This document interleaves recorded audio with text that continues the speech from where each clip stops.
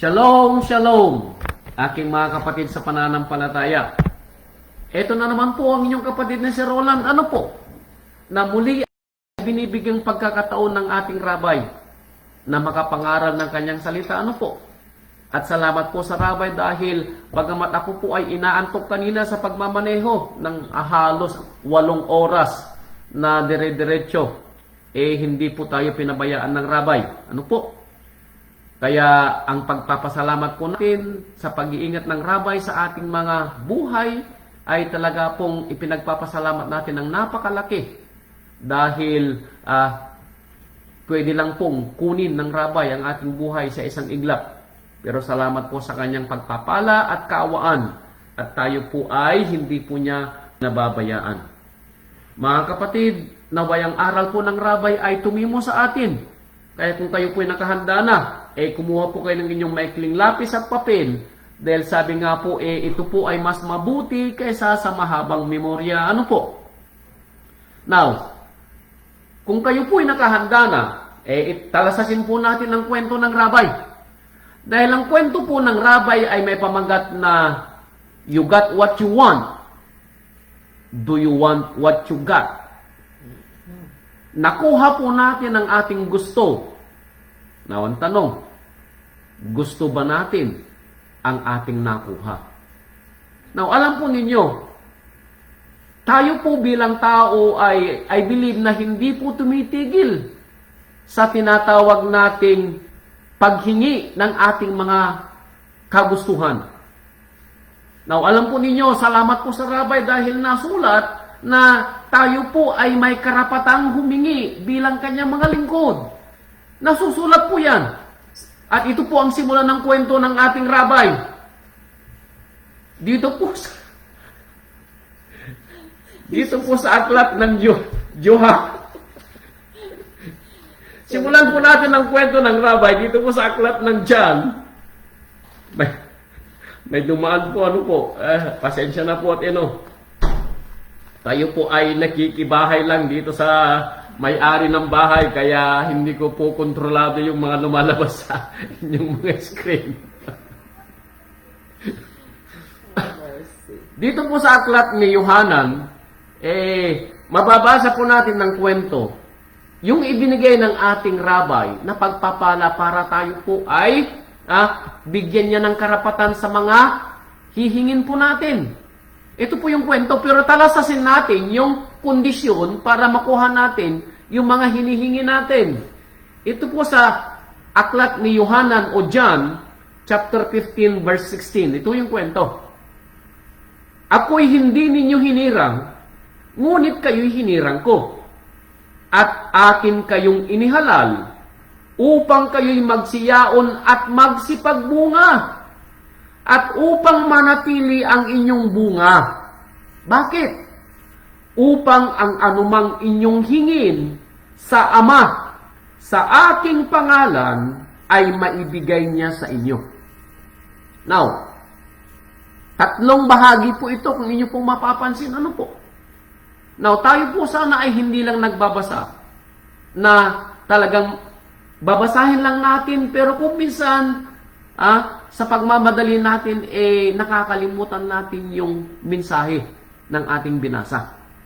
Kaya salamat po sa rabay dahil bago po natin maunawaan yung kagustuhan natin na sabi niya, ang anumang hingin ninyo sa Ama ay ibibigay sa inyo. May 3 po siyang bahagi. Now, una, sabi niya, kayo ay magsiyaon at magsipagbunga. Now, the moment po na tayo ay pinili, which is the first one, nang tayo po ay pinili ng Ama na mabiyayaan ng kanyang pagpapalang pananampalataya, tayo daw ay dapat magbunga. Ibig sabihin hindi lang po tayo tagapakinig ng salita, kundi tayo po ay tagapagpaganap. Dito po natin makikita ang bunga ng mga salitang ating naririnig at nababasa, kung ito po'y nangyayari sa ating buhay. And then, sabi niya, upang ang anumang inyong hilingin sa Ama, sa pamamagitan ng kanyang pangalan. Now, anong ibig sabihin? Now, dapat nating maunawaan na walang salitang aabot sa pandinig ng ating Amang Yahweh na hindi dumadaan sa pangalan ng ating Rabay, Yeshua HaMashiach. Wala pong ibang daan. Katulad na ng alam na natin, ng ating Rabay ay siyang tanging daan na binigyang pahintulot ng Ama na magpadala ng kanyang pagpapala sa atin at ng ating mga hinain patungo sa Kanya.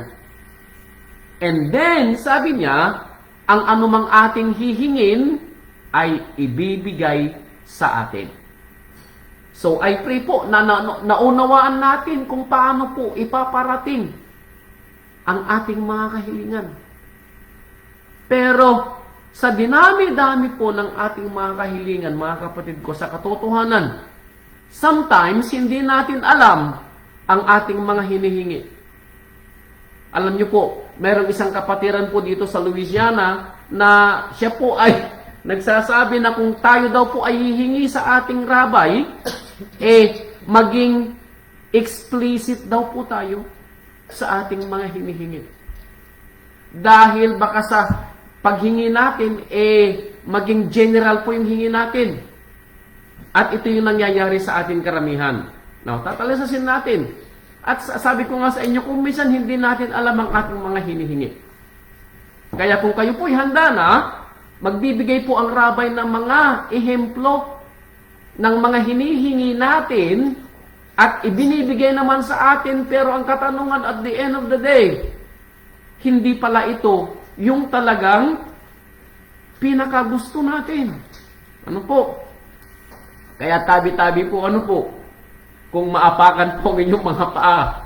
Dahil sigurado maraming maapakan ng Rabay, kaya ihanda na po ninyo ang inyong mga salitang outs. Ano po? Don't shoot the messenger. Tumingin na lang po kayo sa inyong kaliwa, kung andyan po yung inyong mga asawa, o sa inyong mga kanan, kung andyan yung mga anak, o yung mga mahal sa buhay. Dahil baka kayo po ang tinutukoy ng Rabay. So, talasasin po natin yung unang kwento ng Rabay kung ano yung unang hinihingi kumisan ng mga tao sa kanya. Ito po, Proverbio chapter 18, verse 22. Ito, puntahan natin. Ano po? Isa-isahin natin. Ulitin ko po, tabi-tabi po. Ano po? Kung maapakan po ang inyong mga paa, ito po ang Rabay ang nagsasalita sa atin. Proverbio chapter 18 verse 22 po. 18:22. Now, ito yung kwento. Sabi niya, sino mang lalaking nakakasumpong ng asawa ay nakasumpong ng mabuting bagay at nagtatamo ng lingap ni Amang Yahweh. Now, sino ito? Yung mga tao daw o yung lalaki na nakakasumpong ng kanyang asawa. Now, alam po ba ninyo na kasama sa ating mga hiningi? Tayo po'y mabigyan ng mapapangasawa. Ano po? Ano po? Now, pero hindi po natin yata naunawaan ng kwento. Dahil ang hiningi po natin ay asawa. At ito po'y ibinigay sa atin. Pero nagkulang po tayo ng dagdag doon sa ating hiningi. Ano po? Kung minsan ang hiningi lang po natin ay asawa. So, anybody ay pwedeng maging asawa, ano po? Pero bihira po ang masasabing mabuting asawa. Ouch! Kaya, kung ang asawa po ninyo ay nasa tabi po ninyo, talasasin po natin. Dahil, karamihan po sa mga babae ay hindi mabubuting asawa. Ouch! Now, ganun din naman po. Karamihan din ng mga lalaki ay hindi masasabing mabubuting asawa.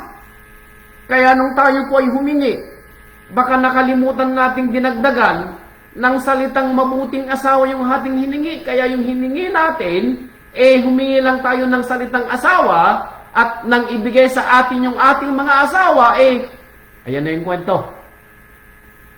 Hindi pala ito yung tunay na katangian ng asawa na ating hiningi. Now, nung panahon na hindi pa natin kilalang ating mga asawa, abay, kontento pa tayo sa buhay, masaya pa. Ano po? Pero nang lumabas na ang tunay na kulay ng ating mga asawa, baka nagulat po tayo. Hindi pala ito yung gusto nating asawa. Tabi-tabi po, ano po? Now, dumarating sa kwento na noong panahon na kayo po ay magkasundong mag-asawa, nagpapasalamat po tayo sa Ama. Tama po ba? Pero nang dumating sa punto na hindi mo na mapagpasensyahan ang iyong asawa, both sides, now, hindi ko sinasabing babae lang, ganun din sa lalaki. May mga katangian ng asawa mong babae na ayaw mo. Kung minsan, gusto mo nang ibigay ang tuwalya, sasabihin mo, I'm done. Ganon din naman sa lalaki. Pero ang tanong, kapatid ko, hindi ba ikaw yung humingi nung una?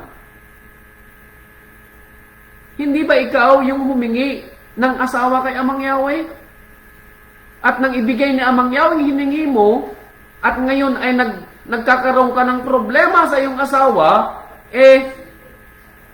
nagrereklamo ba tayo?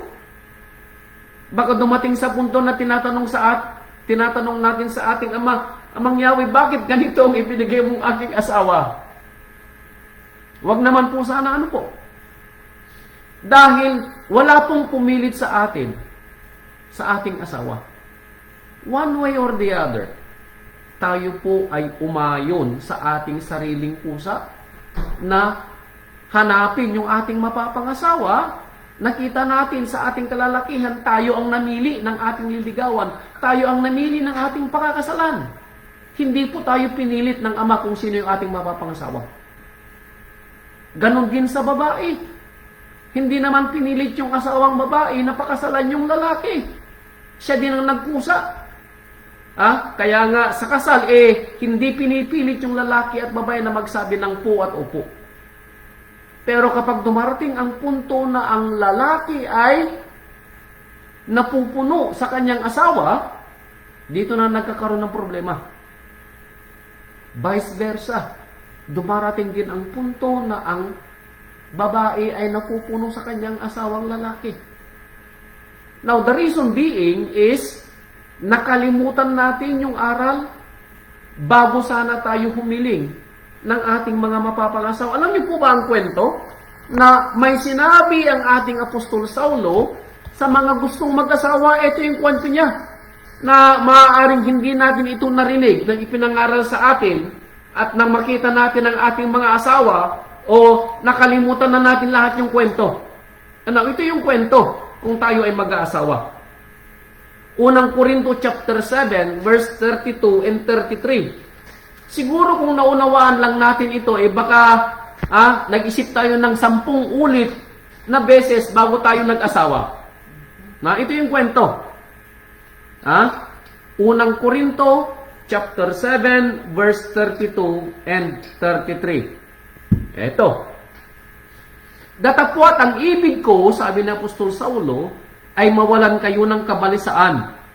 Now, bakit sinasabi ito ni Saulo? Kasi si Saulo ay hindi nag-asawa. At ni minsan, walang naging balisa si Saulo. Hindi siya ng problema sa mga asawa dahil hindi siya nag-asawa. Kaya naging kontento si Saulo sa buhay. Ouch! Kaya sabi ni Saulo, mas maganda, sabi niya, na huwag kayong mag-asawa para mawalan kayo ng kabalisahan. Pero, sabi ng asawa ko, problema palang asawa. One way or the other, tama po. Pero hindi naman lahat ay problema sa asawa. Talasasin natin ang gusto ni Saulong sabihin. Ang walang asawa ay nagsusumakit sa mga bagay ng rabay. At kung paanong makalulugod sa rabay, yun ang kwento. Kung bakit walang kabalisahan yung walang asawa. Dahil ang kanyang iniisip ay kung paano makalugod sa rabay. Pero sa may asawa, ito yung kanyang iniisip. Verse 33. Dinggin mo, kapatid na may asawa. Babae ka man o lalaki ka man. Ngunit ang may asawa ay nagsusumakit sa mga bagay ng sanlibutan. Ayan. Ito ng kabalisahan mo, lalaki. Dahil kung ikaw ay may asawa, ng obligasyon mo ngayon na buhayin ang asawa mo. Ibigay ang kanyang gusto.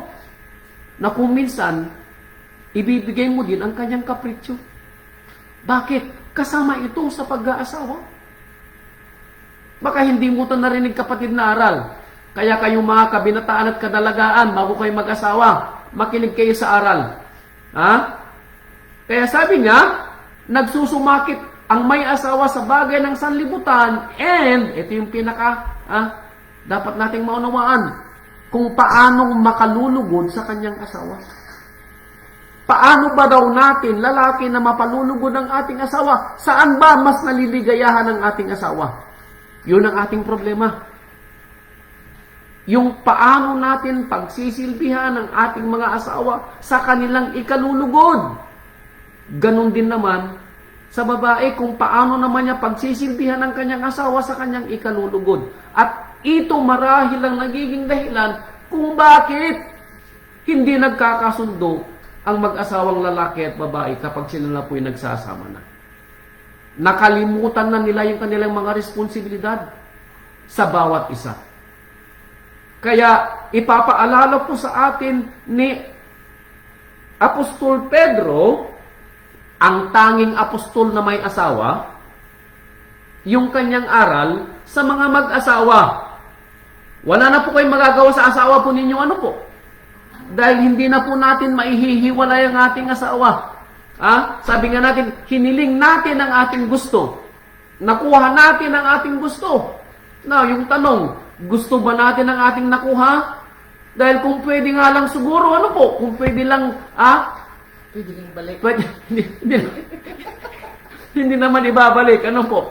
Masyado naman yung ibabalik. Kung pwede nga lang palitan yung mga ugali ng ating mga asawa na hindi natin gusto, abay, papalitan natin, ano po? Pero hindi na natin magagawa. Andito na po tayo, ano po? So, ang gagawin na lang po natin, dinggin po natin ang aral ng mga apostol para mapanuto po tayo sa buhay at hindi po tayo reklamo sa ating mga asawa. Bakit? Maaaring ito ay ibinigay na kasama ng ating tinatawag na sakripisyo. Ouch! Tama po yun. Baka kasama ito sa sakripisyo ng rabay na ibinigay sa atin. Yung sakripisyo natin sa ating asawa. Bakit? Dahil hindi tayo nagpahinuhod nung tayo ay mag-aasawa. That's the point. Hindi natin hinanap yung advice ng ama, ng rabay, at ng mga apostol nung tayo po ay mag-asawa. Hindi po tayo naghanap ng advice. Hinanap po natin yung ating mga gustong mapangasawa, kaya at the end of the day, we suffer the consequences ng ating mga ginawa. Kaya kayong mga wala pang asawa, maghunis dili po kayo, ano po? Kaya talasasin po natin ang obligasyon ng mga asawa na nakalimutan na ng ating mga asawa, lalaki at babae, sa pagdaan ng panahon, kaya nagkakaroon sila ng tinatawag na hidwaan sa kanilang mag-asawa. Ito yung kwento. You got what you want. Do you want what you got? Ito yung nakakalimutan. Unang Pedro chapter 3, verse 1. Gayon din naman kayong mga asawang babae daw, pasakop kayo sa inyong sarili-sariling asawa, upang kung ang ilan ay hindi tumalima sa salita, ay mga hikayat ng walang salita sa pamamagitan ng ugali ng kanya-kanyang asawa. Ouch! Now, sometimes nakakalimutan ito ng asawang babae na sila'y sakop ng kanilang asawang lalaki. Dumarating yung punto kasi na parang ang babae ang nagiging boses sa kanilang tahanang mag-asawa na hindi dapat mangyari. Ano po? Nakakalimutan ito ng minsan ng ating mga asawang babae. Ito pa yung isa. Verse 2. Sa pagmamasid nila ng kanilang ugaling maynihin na may takot, na wag sa labas ng kanilang paggayak na gaya ng pagpapahiyas ng puhok at pagsusuot ng mga hiyas na ginto at pagbibihis ng maringal na damit. Ito pa yung isa.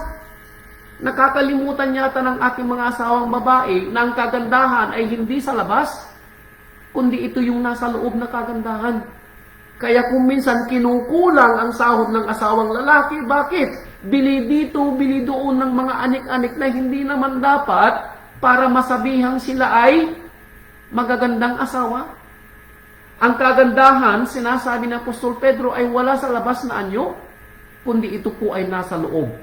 Yung pagiging mainhin, yung maayos na pananalita, yung masinop sa buhay, maayos sa kanyang sambahayan. Ito yung nakakalimutan ng ating mga kababaihang mga asawang babae na ito yung nagiging dahilan para sila ay matawag na mabubuting asawa. Hindi yung panlabas na anyo.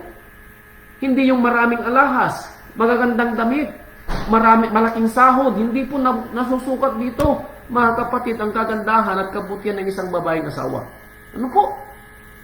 Kaya, talasahin po natin mga asawang babae, baka nakakalimutan natin yung responsibilidad natin para tayo po ay maging isang mabuting asawa.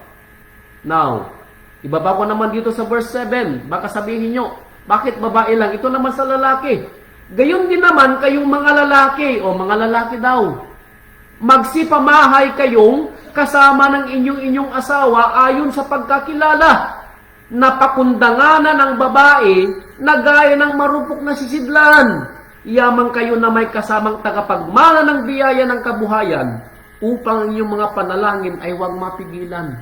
Ikaw daw lalaki, baka nakakalimutan mo naman yung responsibilidad mo na ikaw yung ama at padre di pamilya. Taga-provider, meaning tagapagbigay ng pangangailangan ng iyong asawa. Tagapagtanggol ng iyong asawa. At alalahanin mo daw na ang iyong asawa ay mas mahina sa mga bagay na may kinalaman sa kanilang mga pamumuhay. Kaya hindi dapat iasa sa kanilang lahat yung mga gusto nating gawin, kundi tayo ay yung mas mangunguna para bigyan sila ng isang mabuting halimbawa sa pananalita, sa gawa, at higit sa lahat, sa pananampalataya. Sometimes ito yung nakakalimutan din ng ating mga kalalakihang may asawa. Ano po? Pero kung ito po ay atin pong mauunawaan, anuman po yung kakulangan natin bilang asawang lalaki at isang asawang babae, ito po ay pupunan ng rabay kung tayo po, nung sabi po niya kanina, kung tayo po ay patuloy na magbubunga sa ating pananampalataya. Kaya talasasin po natin ano po, na sana po maging kontento po tayo sa buhay may asawa. Nakuha na natin yung ating gusto. Bagamat hindi siguro natin gusto ang ating nakuha, there's no point po na tayo po ay maghinanakit habang buhay. Andyan na po tayo. Gamitin na lang po natin yung mga mabubuting bagay ng ating mga asawa, yung pang tingnan natin yung mga positibo na gawin ng ating mga asawa. Huwag yung mga negatibong gawin. Dahil hindi po ito makakatulong sa ating pagsasamang mag-asawa. Ano po? Kaya talasasin po natin na tayo po sana ay matuto sa aral ng rabay. Dahil sabi nga dito sa Ecclesiastes o Mangangaral, chapter 4, verse 6. Mangangaral, chapter 4, verse 6. Ito po sabi niya. Chapter 4, verse 6. Maigi ang isang dakot na may katahimikan kaysa dalawang dakot na may kahirapan at walang kabuluhan. Ayan. Sa kagustuhan daw natin na umasenso, nakakalimutan natin yung mga responsibilidad natin kung minsan sa ating mga asawa. Maaari na dahil busy tayo sa ating mga gawa, nagkukulang tayo ng responsibilidad. Pareho, lalaki o babae. Kaya talasasin po natin ano po, magkaroon po tayo ng panahon sa ating mga asawa, magkaroon po tayo ng panahon sa kanila para po maunawaan natin yung kaligayahan ng isang tunay na may asawa dahil nasusulat na tayo daw po ay may pagpapala sa Ama kung tayo ay nakahanap ng mabuting asawa. Mapapabuti po natin ang ating mga asawa sa tulong po ng rabay. Ano po? Ito pa pong isa. na sasama natin sa mga hinihingi natin, pero kung minsan nandun yung puntong ito ba yung ating hiningi. Genesis chapter 16. Ito naman yung isang kwento. Genesis chapter 16 verse 2. Now, sino kaya ito? Ito. Ang kwento rito ay si Sarah at si Agar. Verse 2. Sinabi ni Sarah kay Abram, narito, ngayon ako'y hinadlangan ng ama na ako'y magkaanak. Ipinamamanhik ko sa iyong sumiping ka sa aking alilang babae. Marahil ay magkakaanak ako sa kanya. At anong ginawa ng lalaki? Dininig ni Abram ang sabi ni Sarai. Now, nakuha ba ni Sarai ang kanyang gusto? Yes. Dahil sumunod si Abram. Now, ang tanong, nagustuhan ba ni Sarah ang kanyang nakuha? Yung hiniling niya kay Abram na mangyari. Nangyari. Pero nang mangyari, nagustuhan ba niya? Ito ang kwento, verse 5. At sinabi ni Sarah kay Abram, ang aking pagkaapi ay sumaiyo. Idinulot ko ang aking alila sa iyong sinapupunan at nang makita niyang siya naglihi, ay niwalan akong kabuluhan sa kanyang paningin. Ang ama ang humatol sa akin at sa iyo. Kanino nagrereklamo si Sarah? Sa kanyang asawang si Abraham. Pero sino ba ang humingi ng una? Hindi ba si Sarah? Sometimes ang mga asawa nating babae ay hindi niya alam kung anong kanyang hinihingi. Pero sa kanilang kagustuhan din naman na makuha ang kanilang gusto, nagpupumilit sila at sa kapipilit nila, napapilit nila ang kanilang mga asawa. Aray ko po. But then at the end of the day, pag hindi naging magandang pangyayari, sinong sisihinuli ng asawang babae? Yung asawang lalaki. Kaya anong sabi ni Abraham, verse 6, tatapos sinabi ni Abraham kay Sarai, narito ang iyong alila na sa iyong mga kamay. Gawin mo sa kanya ang iyong minamagaling sa iyong paningin. Sarah, ginawa ko ang gusto mo, tapos nagagalit ka sa akin. O yan, si Agar, bahala ka sa kanya. Ikaw naman ang nagbigay ng una. Parang ganun yung kwento. Now, ano po yung aral dito? Mga asawang babae, maghunos dili po kayo sa inyong mga hinihingi sa inyong mga asawa. Baka hindi po ito yung talagang gusto po ninyo. Baka out of nowhere ang hinihingi ninyo. At kayo namang mga asawang lalaki, pag alam nyo na ito hindi makakabuti, magpumilit naman kayo na hindi. Huwag kayong magpapilit at the end of the day na magiging problema din yung balang araw dahil sabi nga natin, alam nyo po ba ang naging, anong tawag dito? Panuntunan ko dito sa Amerika, nang dito po kami sa Amerika, the buck stops on me. Yun po akin naging panuntunan. Kaya kapag may hinihiling po yung asawa ko, bago ko po ibigay, pinag-iisipan ko po muna kung makakabuti po ito sa kanya at makakabuti sa amin. Ganon din sa aming mga anak. Ganon po dapat tayong mga asawang lalaki. The buck stops on us. Yung sisi sa atin titigil. Huwag nating isisi sa iba. Nagawa mang kasalanan ng ating mga asawa at mga anak, at the end of the day, tayo ang magdedesisyon para sa kanila kung ginagawa ng ating mga asawa ang kanilang obligasyon na sila nagpapasakop sa atin. Pero kung hindi, at the end of the day, kasalanan na ito ng ating mga asawang babae. Kaya mga asawang babae, maghunos dili po kayo sa inyong mga hinihingi sa inyong mga asawang lalaki. Ano po? Asawang lalaki, matuto kang magsabi ng oo at hindi bago mo gawin o bago mo ipagawa ng isang bagay matapos mo itong mapagdesisyonan at mapagtagni-tagni kung ito ba ay makakabuti o makasasama. Genesis chapter 27 verse 46. Ito pa po yung kwento. Marami pong inihandang rabay na sana matuto tayo mga kapatid sa mag-asawa at sa mga magulang at anak. Ito ang kwento. Genesis 27:46.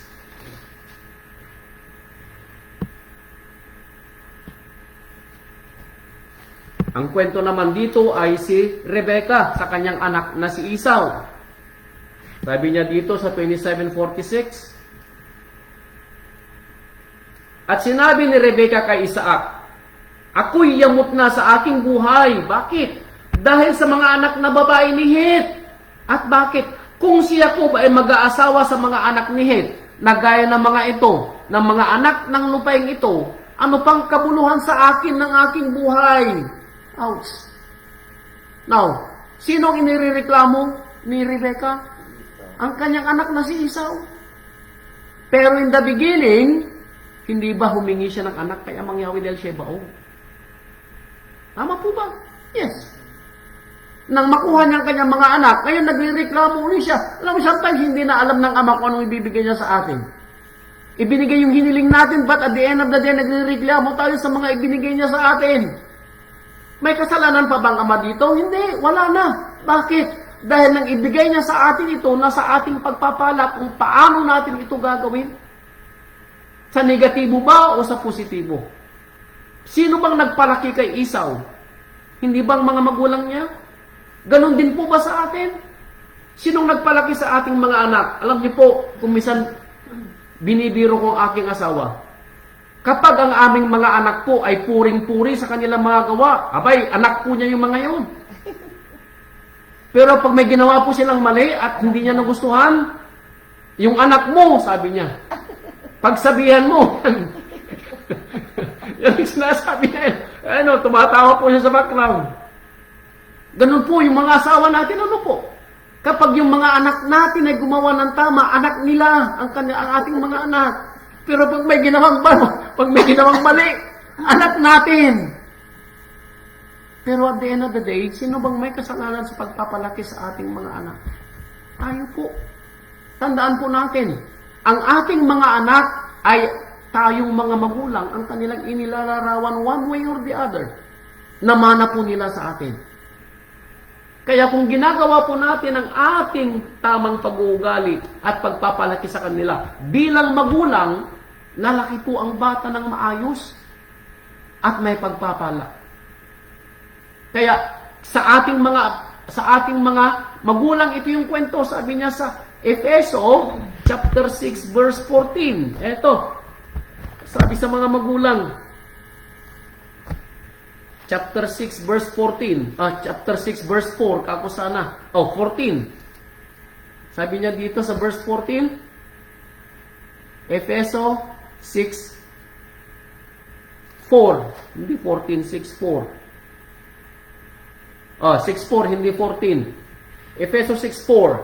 Kayong mga ama, isama na dito yung ina, huwag ninyong ipamungkahi sa galit ang inyong mga anak, kundi inyong turuan sila ayon sa saway at aral ng rabay.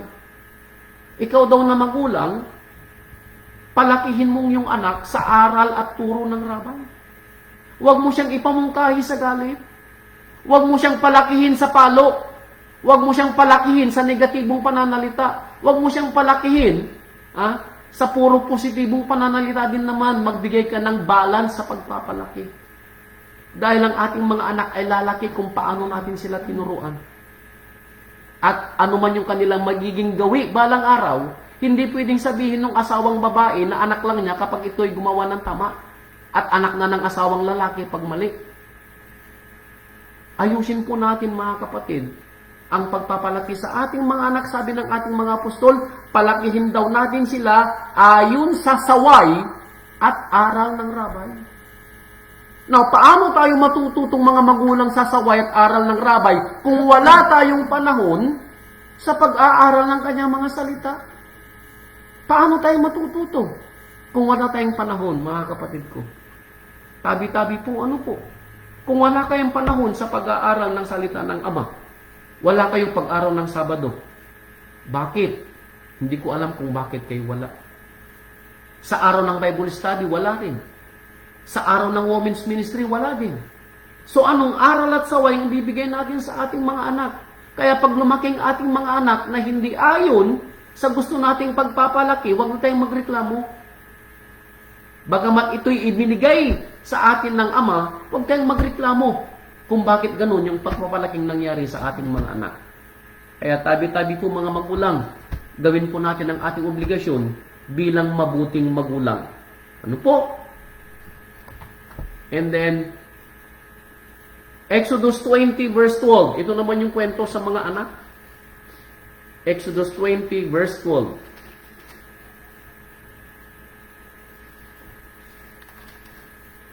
Igalang mo ang iyong ama at ang iyong ina, upang ang iyong mga araw ay tumagal sa ibabaw ng lupa na ibinibigay sa iyo ni Yahweh mong Elohim. Kayo naman daw mga anak, maski na kayo ay malalaki na, ibigay daw ninyo ang paggalang na nararapat sa inyong mga magulang. Hindi porke nakapag-aral ka na, hindi porke matanda ka na, i-disrespect mo ng mga magulang mo. Hindi po ganun ang kwento ng isang tunay na anak ng ama. Ibigay po ninyo ang katungkulang paggalang sa inyong mga magulang. Kayo din na mga matatanda ng mga anak, kung mayroon pa po kayo natitirang mga magulang.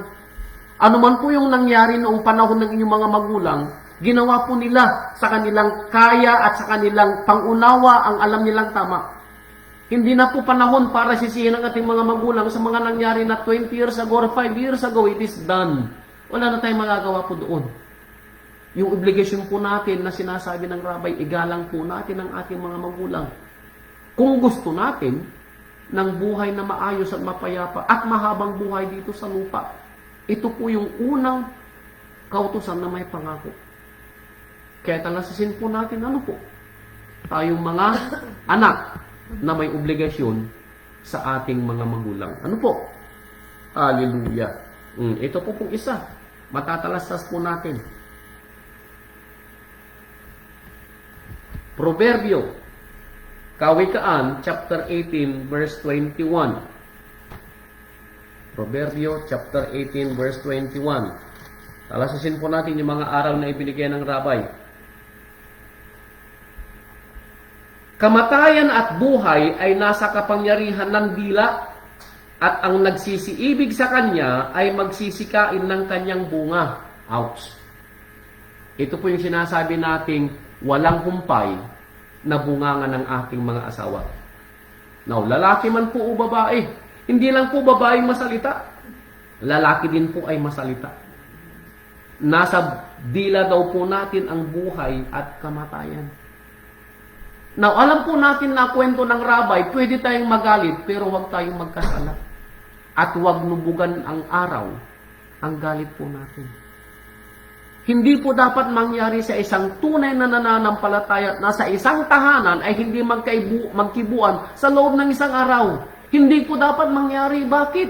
Dahil nasusulat na hindi dapat nunubugan ng araw ang ating galit. Paano tayo makakatulog? What if sa pagtulog po natin ay hindi na tayo ginising ng Ama? Now, imaginin po ninyo ang ating obligasyon sa pagsisisi po natin sa ating asawa pag hindi na po siya nagising kinaumagahan dahil sa galit po natin sa kanila. Huwag niyo pong hahayaan na kayo po ay matulog na may galit sa inyong asawa. Both parties, lalaki o babae. Hindi po dapat mangyari ang galit dahil lang sa dila ng ating mga asawa, lalaki, both, at babae. Huwag po nating sisihin yung mga babae na masalita dahil may mga pagkakataon na ang mga lalaki din ay nagsasalita na hindi dapat lumabas sa kanilang mga bibig. Sabi nga niya, nasa dila ng tao ang buhay at kapangyarihan at magsisikain ang mga iyon sa kanyang bunga. Kung ano po yung lumabas sa inyong bibig, tabi-tabi po, Father, ya forbid. Yun ang lagi kong sinasabi, Father, ya forbid. Mangyari yung mga sinalita mo, kapatid ko. At the end of the day, hindi mo na may babalik pa ang panahon o minuto pag may nangyari sa asawa mo. Gaano man maaari yung galit mo sa ginawang kasalanan ng asawa mo, maaalala mo pa rin sana na may kagandahan na nagawang asawa mo sa buhay mo. Yun ang maaalala mo supposedly. Dahil pag namatay ng asawa mo, sino pa ang gagawa ng mga bagay na inaasahan mong gagawin ng asawa mo na ikinatutuwa mo on those days na maayos ang pagsasama ninyo? Sino ang gagawa pa? Maghahanap ka uli ng ibang asawa? Abay kapatid ko, kukuha ka na naman ba ng bato na ipupukpok uli sa iyong ulo na panibagong bato samantalang namihasa ka na sa pukpok ng ulo mo ito? Aray ko. Kaya mga kapatid ko, ingatan, kaya sabi nga ni Apostol Santiago, ano po, Ang dila ay katulad ng isang espada na may magkabilang talid. Nakakasugat po sa bawat salita. Kaya kapag nailabas na po sa ating mga bibig, hindi na po ito mababawi. Kaya, alam niyo po, natuto po ako sa aral dahil kung minsan may mga galit ako sa asawa ko sa mga asal niya, kung minsan gusto kong magsalita. Pero patutunayan niya ng asawa ko, wala akong sinasalita na ayaw niyang marinig. Kinikimkim ko na lang. Bakit? At the end of the day, the box stops. Lagi kong iniisip kung ano man yung nagawa ng asawa ko, it's one way or the other, ako may kasalanan dahil ako yung lalaki. Kasalanan ko pa rin at the end of the day. Pero itanong niyo sa asawa ko, ako ang unang humihingi ng sorry, bagamat hindi namin alam kung sino may kasalanan. Pero regardless, hindi ko tinatanong kung sino may kasalanan. At the end of the day, lalaki yung humihingi ng sorry. Bakit? Dahil siya yung aako sa kasalanan ng kanyang asawa. Kung totoong, ito naman yung kwento, nagpapasakop naman yung kanyang asawang babae. Doon po nyo makikita yung pagkaibahan. Aakuin ng asawang lalaki ang lahat ng kasalanan ng kanyang asawang babae sa ginagawa niya sa kanyang tahanan kung nagpapasakop naman yung kanyang asawang babae. That's why the buck stops on the man. Yun po yung kwento. Ano po? Pero kung hindi nagpapasakop ang asawang babae, abay, sa kanya po yung kanyang kasalanan. Hindi dapat akuin ng lalaki ang kasalanan ng kanyang asawa kung hindi magpapaako ang kanyang asawa sa kanyang mga panuntunan sa buhay, sa kanyang asawang lalaki. Kaya kayong mga babae, pwede niyong isisi sa inyong asawang lalaki ang mga nagagawa ninyong mali kung kayo ay nagpapasakop sa inyong asawa dahil lahat ng inyong mga gawa ay inihihingi ninyo ng abiso sa inyong asawang lalaki bago nyo gawin. Kaya at the end of the day, kasalanan ng inyong asawang lalaki. I pray na ito po naunawaan po ninyo ano po. Baka kayong mga babae, isisisi nyo sa asawa nyo. Ang sinasabi ko, kung gagawa kayo ng isang bagay at kayo ay makagagawa ng mali, kasalanan pa rin ng asawa ninyo. Bakit? Dahil sila ang nagbigay ng permiso sa inyong mga gagawin. Pero kung gumawa kayo ng bagay na hindi ninyo inhingi ng permiso, at naperwisyo kayo, kasalanan nyo. Ano po? Kaya importante po, napakahalaga yung sinabi ni Apostol Santiago, ni Apostol Pedro, kayong mga asawang babae, magpasakop kayo sa inyong mga asawa. Meaning, lahat ng inyong mga gagawin, isanggunin nyo sa inyong mga asawa. Kung ang asawa naman ninyo ay isang tunay na nananampalataya at mabuting asawa. Vice versa po yan. Ano po? Kaya talasasin po natin. Job, chapter 2, verse 10. Ito ang sabi ni Job. Talasasin natin sa mga nararanasan natin sa buhay. Job, chapter 2, verse 10. Ito ang sabi ni Job nang siya po'y sinawata ng kanyang asawa sa kanyang pagiging tapat kay Amang Yahweh.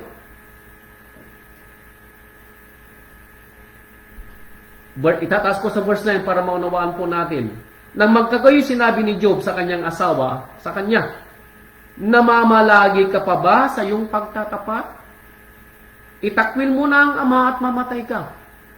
Now, ang kwento po rito ay alam po natin na si Job po ay sinusubok ng ama.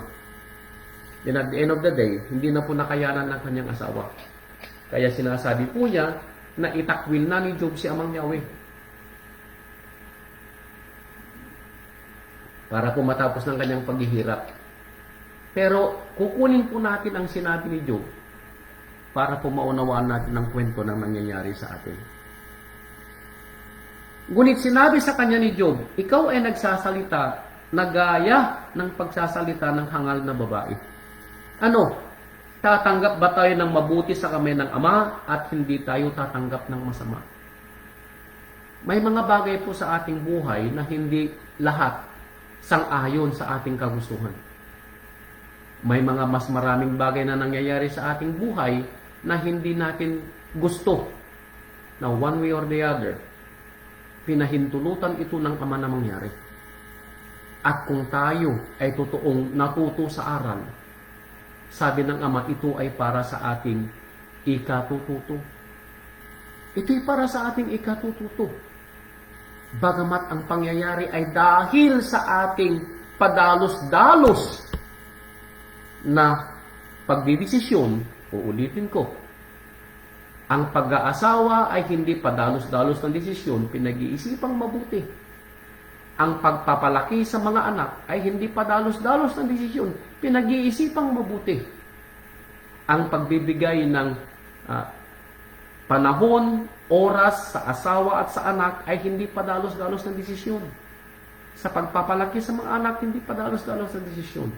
Sa pagsasalita ng mga bagay, hindi padalos-dalos ng desisyon. Bagamat ito'y nangyayari sa atin. Pero kung nangyari na, pinahintulutan ng Ama na mangyari, huwag nating sisihin ang bawat isa. Nangyari na. Ang magagawa na lang natin, matuto tayo sa aral na ibibigay sa atin. Kaya sabi niya dito sa Lamentation, mangangaral, chapter 3, verse, Lamentation is panaghoy, kako sana. Panaghoy. Panaghoy is pangatlong sulat o pangalawang sulat ni Jeremiah. Panaghoy, Lamentation, chapter 3, verse 38. Itong sabi ni Jeremiah sa mga nangyari na sa buhay. Hindi baga sa bibig ng kataas-taasan nang gagaling ang masama at mabuti? Meaning kapag nangyari, bagamat ito ay hindi mo kagustuhan at hindi ito sa ayon sa kagustuhan mong mangyari sa buhay mo, pinahintulutan ng Ama. Meaning nangyari sa buhay mo. Anong gagawin? Bakit dumadaing ang taong may buhay? Bakit daw tayo nagrereklamo? Wherein, in the first place, kasalanan natin. Kasalanan natin kung paano tayo namili ng ating asawa. Kasalanan natin kung paano natin pinapalaki ang ating mga anak. Kasalanan natin bakit natin pinapayagan ang ganitong mga salitang hindi ka nais-nais sa ating tahanan. Baka sa una, ikaw naman yung hindi marunong magsalita. Baka lagi ka namang high blood na magulang sa iyong mga anak, kaya lumaking mga anak mo, palaging high blood din kung magsalita. Baka nakakapagsalita ka ng hindi, mga salitang dapat marinig ng mga bata. Yung mga pinagbabawal ba natin ng mga magulang na hindi nakakain ng pusa? Pero naririnig na ating mga anak sa ating mga bibig, lalabas din sa mga bibig nila. Huwag naman sana, pero kung ito'y nangyayari, bakit tayo magrereklamo? Sabi ni Propeta Jeremiah, bakit dumadaing ang taong may buhay? Now, bakit nga ba? Dahil sabi niya, ang tao dahil sa parusa sa kanyang mga kasalanan, ito'y nangyayari, pinahintulutan ng Ama para tayo ay parusahan sa mali nating gawa. Sa mali nating gawa, totoo yan. Sa padalos-dalos nating pag-aasawa. Yung pamimili natin ng asawa, hindi galing kay Amang Yahweh. Kaya kung may reklamo ka sa asawa mo, that's it. Panindigan mo yung nangyayari sa iyong asawa. Tapos na yung kwento. Huwag ka nang magreklamo. Ayusin mo na lang ang buhay mo ayon sa kwento ng Rabay. Bakit? Dito sa pangalawang Timoteo. Ito pa yung dagdag. Pangalawang Timoteo chapter 2 verse 24. Ang alipin ng rabay ay hindi nararapat na makipagtalo. Bakit? May nagagawa ba kayo sa pakikipagtalo? Makinig po tayo sa aral po ni Nanay Imbit. Si Nanay Imbit po, sabi po niya, nakakapagod makipagtalo. Totoo po yun. Ano pang nakukuha po niya sa pakikipagtalo? Andyan yung asawa ko. Pag nagtatalo po kami, agad ako umaalis. Hindi po niya ako makikita. Pag galit na po yung asawa ko, hindi niya ako makikita. Titignan ko lang siya, kaalis na ako. That's it. Ganon po yung aking,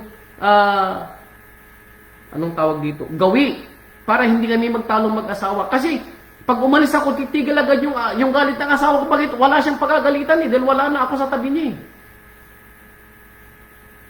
Then kapag nahimasmasan na po siya o nahimasmasan na ako, wala na po yung galit naming dalawa. Bati na naman kami. Hindi po namin hinahayaan na lumubugan ng araw ang galit po namin. Yan po ang patunay po namin. Hindi po kami makakatulog na dalawa kapag kami po may galit. Naging kumbaga yun ang silent panuntunan namin na hindi kami dapat magalit pang matutulog na po kami. Bakit? Ulitin ko. What if hindi tayo gisingin ng ama? Kinaumagahan, may magagawa pa bang asawa natin? Wala na po. Kaya, ang tunay na alipin ng rabay ay hindi nararapat makipagtalo. Bakit? Anong kanya magiging gawi? Maamo siya sa lahat. Sapat na makapagturo. Ito yung pinakadulo. Matiisin. Mahabang pasensya. Alam po ninyo, patience is virtue. Galing po ito sa rabay. Dahil maalala yung kwento ng rabay, nung siya po'y hinuli, pinagsasampal, pinagsusuntok, nilagyan ng tinig sa kanyang ulo, pinagmumura, ininsulto, dinuraan. Wala po kayong narinig, wala po tayong nabasang narinig na nagsalita ang rabay. Bagamat mayroon siyang kapangyarihan sa isang pitik, pwede pong mamatay lahat ng mga taong gumagawa ng masama sa kanya, pero hindi po ginawa ng rabay. Mahabang pasensya. Dahil kung tayo po'y makikipagtalo, lalala lamang po ang kwento. Lalala lamang po yung kwento. Kung hindi nyo kayang hiwalayan ng asawa nyo, then magkaroon na lang kayo ng mahabang pasensya. Dahil hindi po maganda na away-bati na nakikita ng inyong mga anak. Wala kayong makukuha magandang kwento. Ano po? And bago kayo dumating sa punto na maghihiwalay kayo, tandaan po ninyo, kinamumuhian ng rabay ang paghihiwalay at the end of the day kung hindi kayo magkakasundo. Kaya gawin ninyong lahat para kayo magkasundo, pero kung hindi kayo magkasundo at mas makakabuti na maghiwalay kayo, maybe that is the way. Pero habang hindi pa po nangyayari, pareho kayo ay magkaroon ng mahabang pasensya. Dahil ganito ang tunay na alipin ng ating Rabbi Yeshua HaMashiach. Ano po? Ito pa, dagdag. Jonas. Ito pa ang isa. Nareklamo ng isang tunay na nananampalataya. Jonas, chapter 2. Now, sino ang kwentong ito? Now, alam natin ang kwento ni Jonas, ano po? Pero bibigyan ko lang ang diin nang si Jonah po ay nasa tiyan ng isda. Jonah chapter 1 verse 2. Chapter 2 verse 1 and 2. Nang si Jonah ay nasa tiyan ng isda, siya po'y nanalangin. Nang magkagay na nalangin si Jonah kay amang Yahweh niyang ama mula sa tiyan ng isda at kanyang sinabi, tinawagan ko si amang Yahweh dahil sa aking pagdadalamhati. Bakit? Kagustuhan ni Jonah na makaalis sa tiyan ng isda at mabuhay pa. Kaya tinawagan niya si amang Yahweh. At siya'y sumagot sa akin mula sa tiyan ng Siol, ako'y sumigaw. At dininig mo ang aking tinig. Now, iniligtas ba ni amang Yahweh si Jonah mula sa tiyan ng isda? Opo.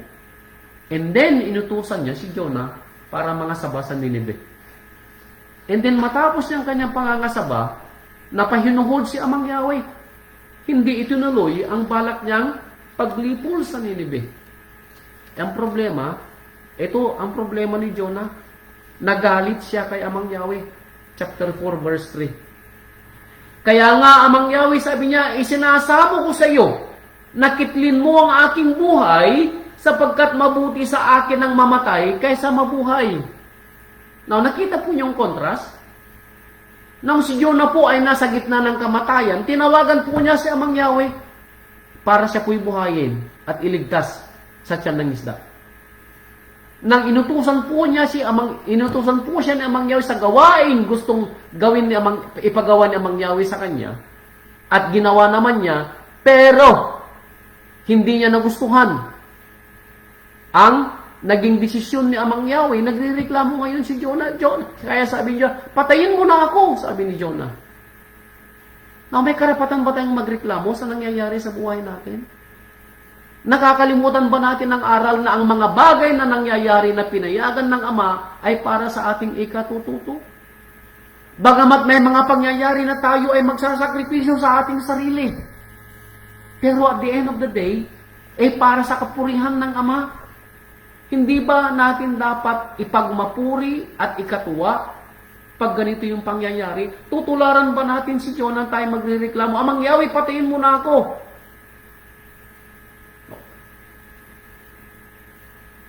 Salamat at hindi dininig ni Amang Yahweh ang hinanakit ni Jonah. Dahil siguro ako mismo ay matatakot na magsabi kay Amang Yahweh, patayin mo na ako, ayoko nang mabuhay. Dahil hindi ko gusto ang ginawa mo. Sino po ako para magsabi? Parang ganun po yung kwento. Ano po? Pero sometimes nakakalimutan natin kung saan po tayo nakatunghay. Kung saan tayo nakalugar, kako sana. Nakatuntong pa rin po tayo sa lupa. At yung pini-question natin, nasa ikatlong langit. Kaya, matuto po tayo sa aral ng rabay. Ano po? Katulad ng sinabi ng ating rabay, wala bang karapatan yung magpapalayo na gawin sa putik ang gusto niyang gawin?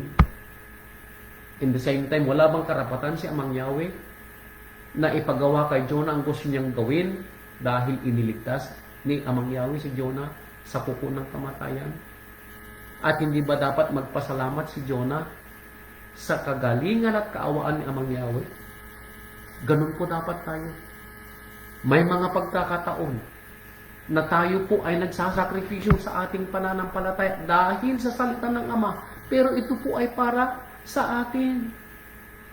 Kaya sabi po niya dito sa aklat ng mga Hebreo, chapter 12, verse 9 through 11, aklat ng mga Hebrew, chapter 9, verse 11.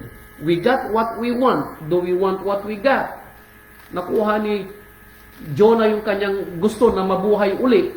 Nang nabuhay siya, inutusan siya ng Ama, hindi niya gusto yung kanyang naging desisyon. Abay, ayaw na ni Jonah na mabuhay. Ninais pa niyang mamatay. Hindi na sana hiniling na buhayin siya ni Amang Yahweh. Ano po? Hebrew chapter 12 verse 9 through 11. Sometimes hindi po natin alam yung ating hinihingi. Tandaan po natin, sometimes hindi natin alam ang ating hinihingi. Parang yung ako, sabi ko nga sa inyo, ito ay halimbawa ko na humingi ako, pero at the end of the day, hindi ko pala gusto yung aking hiningi. 2015, nasa third year po si Hendricks High School. Nangangamba ako na hindi namin sila mapag-aral naming mag-asawa sa kolehiyo. Kaya humiling ako kay Amang Yahweh ng dagdag na trabaho. Ibinigay naman ni Amang Yahweh, nagkatrabaho po ako ng dagdag. Overtime. Natutuwa ako nung una.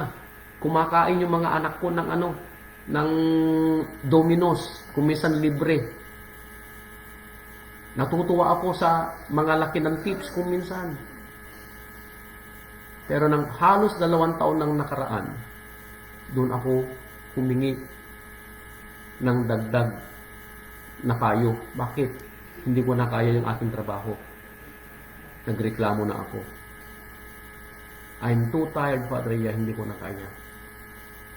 Now, kung itatanong niyo ako doon sa aking araw ngayon, I got what I want. Do I want what I got? After 2 years, sasabihin ko hindi. Bakit? Mali pala yung aking hiningi. Ganun po siguro din kayo. Dahil sa mga hiningi natin, na sa ating pangunawa ay makakabuti po sa atin, pero at the end of the day, sasabihin po natin, hindi natin gusto ang ating hiningi. Pero wala na po tayong magagawa doon after that. Ayusin natin. Hayaan natin ang Ama ang umayos sa ating sigalo. Kung mananampalataya po tayo na kayang ayusin ng Ama ang ating sigalot, ang ating problema, na tayo din ang may gawa. Tayo kasing humiling eh. Sa pagmamahal ng Ama sa atin, ibinigay sa atin ang ating mga hiningi para tayo matuto. Yun ang aking dahilan kung bakit pinahintulutan ng Ama na mangyari ang hiniling mo para tayo matuto. Although hindi ito yung kagustuhan ng Ama na ibigay sa iyo, pero ito yung hinihingi mo. Hiningi mo sa pangalan ng Rabay. Bagamat hindi ito sana makakabuti sa iyo, pero sa hiniling mo, ibinigay ng Ama. Nangyari para tayo matuto. Kaya natuto ako after 2 years, humingi ako ng tamang paghingi sa Ama. Sabi ko, Amang Yahweh, pag-aralin mo ang aming mga anak ng libre. And then, sabi ko, ito naman ang ipapangako ko sa iyo. Nangyari ba yung kahilingan ko? Yes. Pinag-aral ang aming mga anak ng libre. Magtatapos na si Hendrix next year ng pagka-doktor. Yung anak natin, isa engineering, isa mag-aaral sa kolegyo. Mali ang ating hinihingi kung minsan. Kaya bago po tayo matuto sa aral ng you got what you want, do you want what you got? Hilingin po natin sa Ama kung paano po yung ating mga dapat hihilingin. Ano po? Makinig po tayo sa aral ng Rabay kung ano po yung mas makakabuting hingin natin. Chapter 12, verse 9-11 ng Hebrew. Ito po sabi niya, bukod dito sabi niya, tayo'y nangagkaroon ng mga ama ng ating laman upang tayo'y parusahan at sila'y ating iginalang. Hindi baga lalong tayo'y pasasakop sa Ama ng mga espiritu at tayo'y mabubuhay? Kung ang Ama daw po natin sa laman, pinaparusahan po tayo dahil sa ating mga pagkakamali. Now, ang ating Ama ay hindi po nagpaparusa, kundi nagbibigay po siya ng aral sa atin.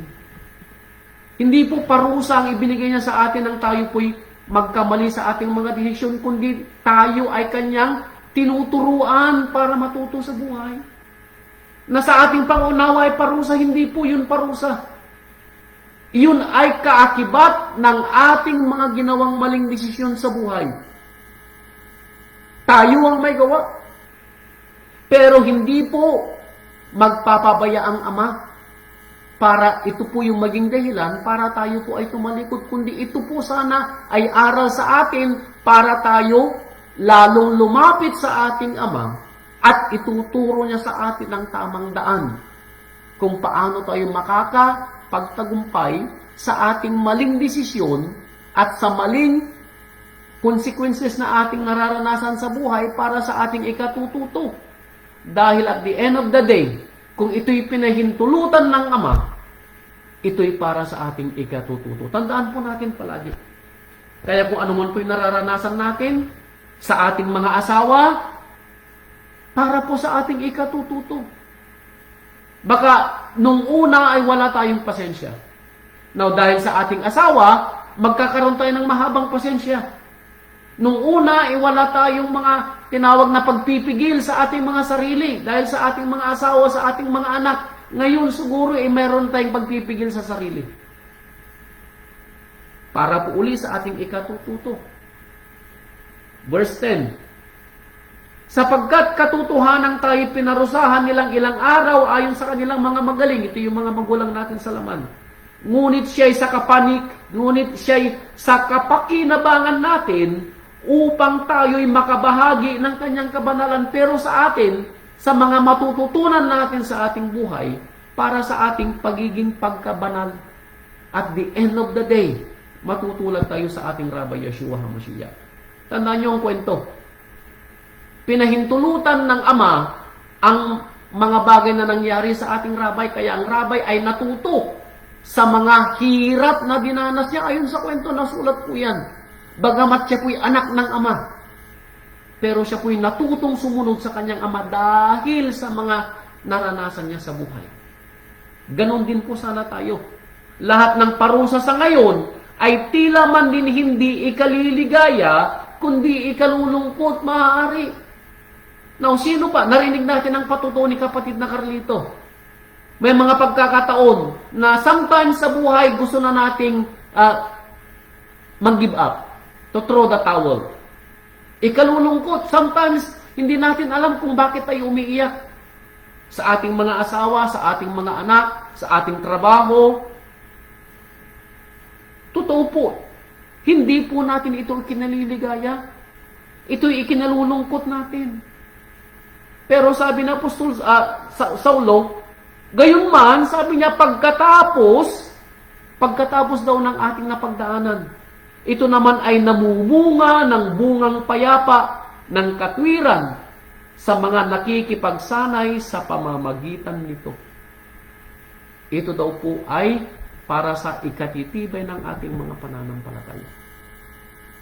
Kaya, bagamat nakuha po natin ang ating mga gusto, at ang mga gusto po natin ay hindi po natin nakuha po natin ang ating mga gusto mo bang yung nakuha, bagamat hindi po natin nagustuhan, we pray na tayo po ay may natutunan. Ano po? We pray na tayo ay may natutunan. Kaya sabi niya dito sa Proverbio chapter 6 verse 23, Proverbio Mangangaral 6:23. Mangangaral 6:23, sabi niya rito, sapagkat ang utos ay tanglaw at ang kautusan ay liwanag at ang saway na turo ay daan ng buhay. Sabi kanina sa aklat ni Timoteo, palakihin natin ang ating mga anak sa saway at aral ng rabay. Then, ganun din naman sa ating sarili. Kung ganito natin palalakihin ang ating mga anak, ganito rin natin palalakihin ang ating pananampalataya. Ganito natin patitibayin ang ating pananampalataya sa Ama at sa ating Rabay. Sa saway at turo ng ating Rabay Yeshua HaMashiach sa pamamagitan ng kanyang mga salita. Talasasin po natin sa pamamagitan ng aral at mga kautusang naririnig natin at nababasa. Kaya kung wala pa po kayong panahon sa aral, sa pakikinig, magkaroon na po sana kayo ng panahon. Hindi po matatawaran ang panahon na ilalagi po ninyo sa aral, sa pakikinig ng aral at pagbabasa ng mga salita. Pero mas maganda po yung tayo po ay nakikinig dahil may nagpapaliwanag kaysa kayong nagbabasa na kayo yung nag-uunawa. Dahil nasusulat na ang pananampalataya ay nagmumula sa pakikinig sa salita ng ating Rabbi Yeshua HaMashiach. Bakit? Dahil sa pakikinig may nagpapaliwanag. Kaya doon po tumitibay ang ating mga pananampalataya. Itanong po ninyo sa mga nakakarinig ng aral at magpapatunay po sila na lalo pong tumitibay ang bawat isang pananampalataya. Katulad po nitong aral na ito, Lucas chapter 12 verse 15.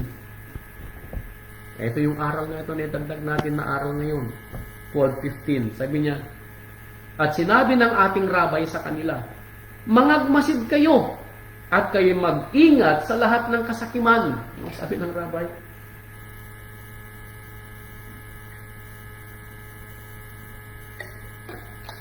Sa lahat ng ating mga hinihingi, do we want what we got? Mag-ingat daw tayo sa lahat ng mga kasakiman. Bakit? Baka ang ating mga hinihingi ay dahil sa ating mga kasakiman. Gusto mo ng sasakyan? Bumili ka ng sasakyan. Bagamat hindi mo kayang bayaran buwan-buwan, kumuha ka ng sasakyan na utang.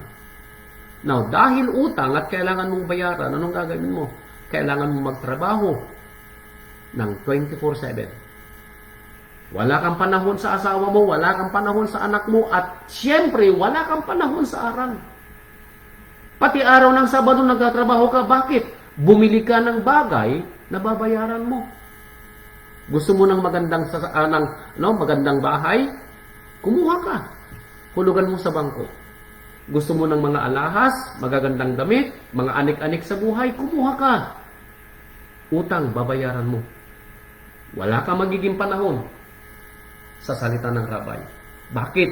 Ito ang sinasabi ng rabay na mag-ingat kayo sa lahat ng kasakiman. Anything na hindi natin pangangailangan ay masasabi natin, idadagdag natin sa ating kasakiman.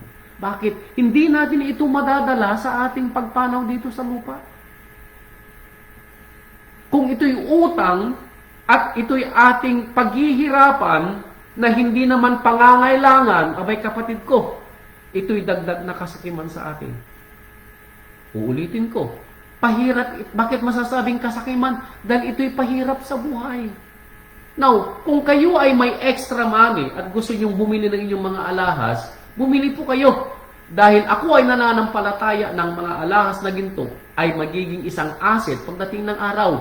pwede nating ibenta ang mga ito sa oras ng ating mga pangangailangan. Pero kunin lang po ninyo at bilhin kung meron po kayong extra. Huwag po kayong kumuha at bumili kung ito'y utang na inyong huhulugan. Tinalo na po yung inyong balak na ito'y isang asset o ito'y isang anong tawag dito? Kayamanan. Dahil yung interest na ibabayad mo ay mas sobra pa siguro sa kikitain mo balang araw. Ito'y idadagdag na kasiman. Sapagkat ang buhay ng tao ay hindi sa kasaganaan ng mga bagay na tinatangkilik niya. Again, ito po'y hindi na bagong aral ng Rabay. Ipinapaulit-ulit niyang ipinapaaral sa atin. Bakit? Dahil ito ang nakikita ng Rabay na nagiging dahilan kung bakit nakakalimutan nating makinig ng aral. Wala tayong panahon sa mga aral. Dahil dito. Now, dahil sa wala kang panahon, itatanong mo ang sarili mo, do you want what you got? Humiling ka ng dagdag na trabaho. Bakit? Dahil sa dagdag na babayaran mo. Do you want what you got? Humiling ka ng dagdag na sasakyan. Pero magdadagdag ka naman ng trabaho, wala kang panahon sa asawa at anak. Do you want what you got? Alam po ninyo, hindi po matatawaran ng ating Rabay sa kanyang pagbibigay ng aral. Wala po kayong excuse. Dahil hindi nagkulang ang Rabay sa kanyang aral. Wala po tayong excuse. Mga awit 37 verse 16. Wala po tayong excuse. Ano po? Awit 37:16. Mainam ang kaunti na tinatangkilik ng matuwid kaysa sa kasaganaan ng maraming masama. Anong sabi po niya? Mas mainam daw po ang kakaunti at siya ay matuwid. Now, bakit siya magiging matuwid? Dahil siya ay hindi nagkukulang sa kanyang mga anak, sa kanyang asawa, sa kanyang rabay sa panahon ng pagbibigay ng aral. Bagamat kakaunti ang kanyang tinatangkilik. Kaysa doon sa maraming tinatangkilik, maraming pera sa bangko, maraming sasakyan, magandang bahay, mansyon, maraming anik-anik sa buhay, wala namang panahon sa paggawa ng kabutihan at lalong walang panahon sa aral ng Rabay kaya hindi siya makagawa ng kabutihan. Now, alin ang mas maayos ang katayuan sa mata ng Rabay? Yung kakaunti o yung marami? Maalala niyo yung kwento ng nagbigay ng 2 sentimo? Nagbigay po siya ng 2 kusing kakusana, katumbas ng 1 sentimo. Yung babaeng bao, na sinabi ng Rabay, ito ay mas kinalulugdan ng Ama kaysa sa mga milyonaryo na nagbibigay ng kanilang tulong at ikapo, ang kanilang tulong at handog na ito'y labis sa kanilang kayamanan. Mas kinalulugdan ng Rabay yung nagbigay ng ng 1 sentimo. Yun ang sinasabing kayamanang kaunti. Pero siya po ay matuwid sa paningin ng Rabay. Palasasin po natin. Aling buhay ang gusto po natin, kaya tabi-tabi po. Kung ganito po ang dilema ninyo, kayo ay masasabi ninyong maraming kinikitang mga salapi, pero wala kayong panahon sa Rabay. Sasabihin nyo, busy. Na-promote kayo sa trabaho, busy. Nawan tanong, pag humarap po kayo sa harapan ng Rabay at itatanong ka, kapatid, my servant, or my friend, nasaan ka nung panahon na ito? Pasensya na po, Rabay, busy ako. Bakit? Kayo pong nagbigay sa akin ng promotion Na-promote ako. Kayo ang nagbigay ng promotion sa akin. Bakit? Hiniling ko sa inyo, kaya naging busy ako sa trabaho. So, ang nangyari, naging kasalanan ng Rabay sa pag-promote sa iyo. Kapatid ko, what if tanggalin ng Rabay ang promotion mo? Or worse, tanggalin ka sa trabaho. Makikinig ka na kaya sa aral ng Rabay? Now, kapatid ko, tandaan mo, ang sinabi ng ating apostol, ang sinabi ni Job sa kanyang salita sa Job chapter 1, verse 21, si Amang Yahweh ang nagbigay, si Amang Yahweh ang kukuha. Magpunos didi ka, kapatid ko. Ano po? Proverbio chapter 15 verse 16. Tayo po ay maghunis dili. Ano po? Proverbio 15:16.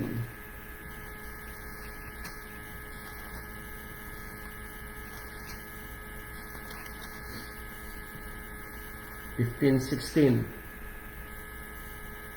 Maigi ang kaunti na may pagkatakot kay Amang Yahweh kaysa malaking kayamanan na may kabagabagan. Inulit na naman po. Maigi daw yung kaunti, pero may takot ka kay Amang Yahweh. May takot ka. Meaning, alam mo yung aral. Ipinangingilin mo ang araw ng pagsamba. Ibinibigay mo yung kanyang ikapo. Ibinibigay mo yung kanyang tamang handugan. Alam mo yung piyesta. Ipinangingilin mo. Bagamat kakaunti ang iyong kayamanan.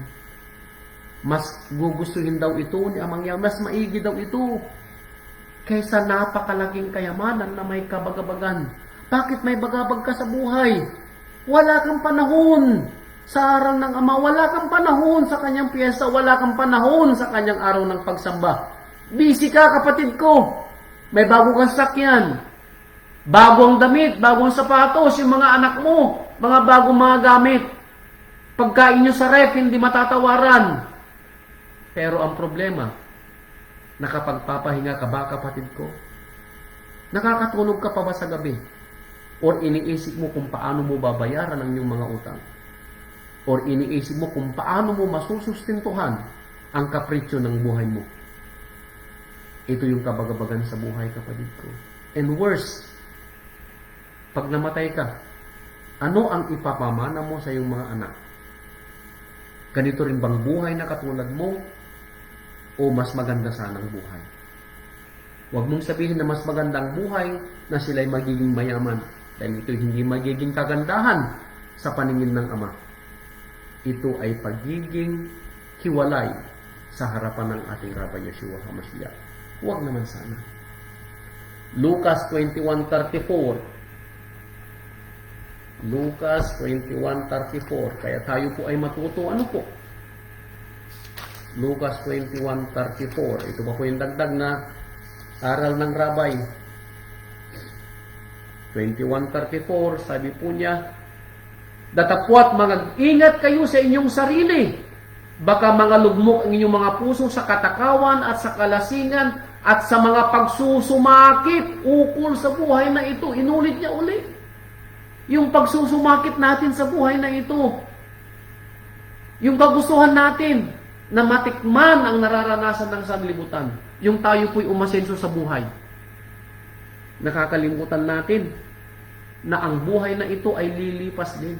At lahat ng ating mga ipinundar balang araw ay susunugin po sa apoy. Pero ito daw yung ating pinagpupuyatan at pinagsusumikapan. You want what you got. Pero sa araw po ng paghuhukom, do you want what you got? Ang buhay bang ito sa lupa ay ipapalit mo sa buhay na walang hanggan? Abay, kapatid ko, huwag naman sana. Huwag naman sana. Sa mga pagsusumakit sa ukol sa buhay na ito at dumating na bigla sa inyo ang araw na yaon na gaya ng silo. Huwag daw dumating ang araw na yun na gaya ng silo. Bakit? Kapag ikaw ay nasilo na, kapatid ko, you cannot get out. Itong kinakatakot ng Rabbi na iniaaral sa atin. Kapag nasilo tayo sa kalasingan at pagsusumakit sa buhay na ito, nalasing na tayo sa buhay na ito. Ito na yung alam nating tama. Ito na yung alam nating ikatututo natin at ito na yung alam nating ikakapanuto ng ating mga anak at mga apo. We cannot get out. Makinig kayo sa aral ni Sister Teresa, yung kanyang mga kliyenteng milyonaryo. They cannot get out. Bakit? Yun na yung silo ng kanilang buhay. Kung tayo po ay natututo sa mga aral patuto ng ating mga kapatiran, tayo po ay mapapanuto sa buhay. Pero ulitin ko, paano tayo matututo kung wala tayong panahon sa pakikinig ng aral? Kung naman po sana, ano po? Proverbio chapter 4 verse 10. Mga ngaral, chapter 4 verse 10. Kunti na lang po. Dahil ang aral natin ay I pray na matupad natin yung 1 hour 30 minutes. Chapter 4 verse 10. Dinggin mo, o anak ko, at iyong tanggapin ang aking mga sinasabi, sabi ng aral. At ang mga taon ng iyong buhay ay magiging marami. Makinig ka daw, kapatid ko, sa aral ng Rabay. Dinggin mo, unawain mo, tanggapin mo ang mga aral ng Rabay para sa iyong ikapapanuto. Hindi lang sa buhay na ito, kundi maging sa buhay na walang hanggan, balang araw. Kaya sabi niya dito sa Ecclesiastes, chapter 12, verse 1, ito ang sabi sa Ecclesiastes 12, verse 1. Alalahanin mo rin naman ang Elohim sa iyo sa mga kaarawan ng iyong kabataan. Alalahanin mo daw si Amang Yahweh ngayong bata-bata ka pa. Huwag mo siyang alalahanin kung kailan ka ikaw ay ugod-ugod na because it will be too late.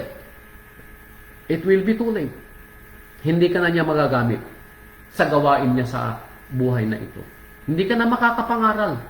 Wala ka ng, anong tawag dito? Wala ka ng inspirasyon para mangaral at matuto. Bakit uugod-ugod ka na eh? Halos hindi ka na makagalaw. Kailan mo siya alalahanin? Sa iyong kabataan. Bago dumating ang mga masamang araw at ang mga taon ay lumapit. Pagka iyong sabihin, wala na akong kaluguran sa mga ayaw. Wala ka ng kaluguran. Because sasabihin mo, I am done.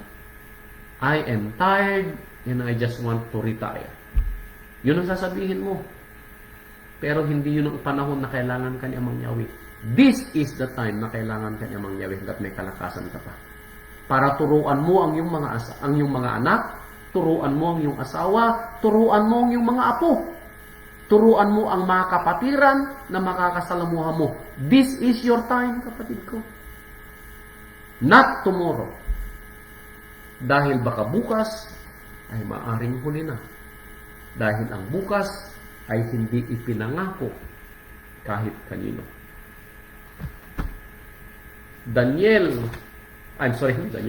John chapter 6 verse 27. John chapter 6 verse 27. Magsigawa kayo hindi dahil sa pagkaing napapanis. Ito na. Gumawa daw tayong hindi para sa pagkaing napapanis. Ano ang ibig sabihin noon? Yung mga bagay na dito lamang sa lupa. Huwag tayong magsigawa sa ating buhay ng para lang sa ating buhay dito sa lupa. Yun ang sinasabi ng ating rabay. Magsigawa kayong hindi dahil sa pagkaing napapanis, kundi dahil sa pagkaing tumatagal sa buhay na walang hanggan. Ito yung ating maunawaan. Hindi po natatapos ang buhay natin dito sa lupa. This life. Dahil mayroon pa pong buhay na walang hanggan. Kaya wag nating ubusin ang ating panahon sa buhay na ito. At pag sumakitan ang mga bagay, nasa buhay lamang ito nag-i-exist. Masigit daw nating pag sumakitan ang buhay na walang hanggan na ipinangako sa atin.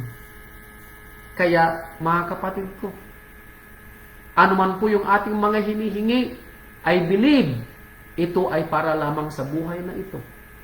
Kaya nga ang ating rabay nagtatanong, you got what you want? Do you want what you got? Dahil kung ang buhay na walang hanggan ang ating hiningi sa Ama, natural, 100%, hindi natin ito panghihinayangan. Pero lahat ng ating mga hinihingi, itaas natin ang ating mga kamay, dito lamang sa buhay na ito nag-i-exist. Dahil lahat ng nakikita natin dito sa lupa ay susunugin sa apoy balang araw. Dahil lahat ay babaguhin ng Ama sa pamamagitan ng huling trompeta at sa isang kisap mata, ibababa ng Ama ang kanyang kaharian sa langit at lahat ng nakikita mo sa lupa is done. Kaya nga kapatid ko, uulitin ko, you have what you got. You got what you want. Now, do you want what you got? Mga kapatid ko, Huling talata na po ng Rabbi dito sa Hebrew chapter 13 verse 5. Hebrew 13 verse 5. Mangilag kayo sa pag-ibig sa salapi. Mangagkasya kayo sa inyong tinatangkilik. Be contented. To your wife, be content. Sa iyong mga anak, be thankful. Sa iyong mga pag-aari, be content. Sapagkat siya rin ang nagsabi sa anumang paraan, ay hindi kita papagkulangin. Sa anumang paraan, ni hindi kita pababayaan. Yun pong pinangako ng Ama. Kung tayo po ay magiging isang tunay at tapat na lingkod ng Rabay, si Amang Yahweh po at ang ating Rabay ang magbibigay ng ating pangangailangan araw-araw sa buhay na ito. Uulitin ko yung narinig kong, alam nyo, maganda yung may nakakarinig eh. Narinig ko sa aral ng Women's Ministry na sinabi ito, I believe, Nanay Ligaya. Sabi niya, ako'y bata, ngayon ako'y matanda. Pero sabi ng sulat, pero hindi ko nakita na ang anak ng isang matuwid ay mamalimos ng tinapay. Ano po? Hindi daw po niya nakita na ang mga anak ng isang matuwid ay mamalimos ng tinapay. Mga kapatid ko, naway ang aral ng Rabay ay manatili po sa atin. Ano man po yung ating mga nararanasan sa buhay, tandaan po natin, kung ito po'y ipinahintulot ng Ama, ito po ay para sa ating ikatututo. Roma chapter 8 verse 28. At ang aral po ng Rabay ay ibinibigay sa atin, hindi po para tayo ay apakan lang sa paa, kundi ang kagustuhan po ng Rabay ay matuto tayo sa kwento ng buhay at maayos po natin ang ating buhay sa ikabubuti para sa ating mga asawa, sa ating mga anak, at para sa ating mga apo lalo na. Dahil sila ang susunod na magpapatuloy ng ating pananampalataya kung hindi natin aabutin ang pagdating ng Rabay. Baka sa kanilang panahon. Kaya ipagpatuloy po natin ang ating pananampalataya. Turuan po natin ang ating mga anak na matuto sa aral. Isama po natin sila sa ating pag-aaral sa mga salita ng Ama. Kung may panahon po kayo, turuan po ninyong yung mga anak at mga apo. Dahil ito po ay mas mainam na iiwan ninyong legacy natin kaysa sa mga kayamanang nasisira. Po, naway ang pagpapala po ng ating Rabbi Yeshua HaMashiach ay sumaiyo pong lahat. Ang kanyang pangunawa at kaalaman ay mapa sa atin para po sa lalong ikaluluwalhati ng pangalan ng ating Amang Yahweh at ng ating Rabbi Yeshua HaMashiach. Salamat po sa inyong lahat mga kapatid. Mabuhay po ang ating Amang Yahweh at ang ating Rabbi Yeshua HaMashiach. Shalom! Magandang gabi po sa inyong lahat. Hallelujah! Hallelujah po.